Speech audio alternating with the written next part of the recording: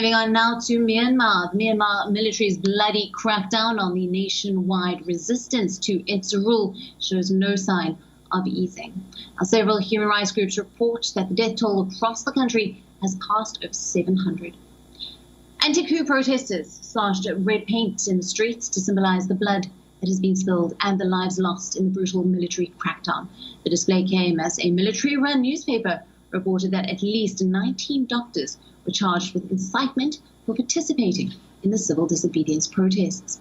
Anti-coup protesters took out a candlelight protest in the streets of Tawe in southern Myanmar, and the procession started before sunrise and continued until the morning. The country is barely functioning and the economy has stalled since the military seized power from the civilian leader Aung San Suu Kyi on the 1st of February. The junta has sought to quell the mass protests with lethal force. Now, this week is the New Year festival.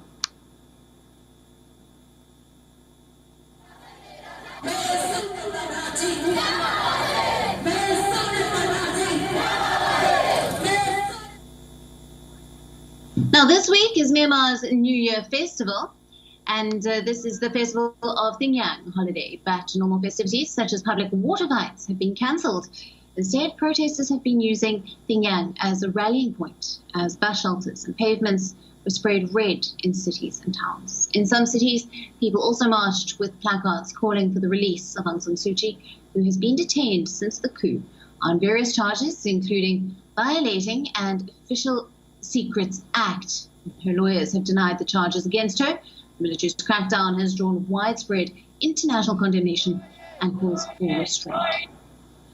Now, the United States and other Western countries have imposed only limited sanctions focused on the Myanmar armed forces and their extensive business interests.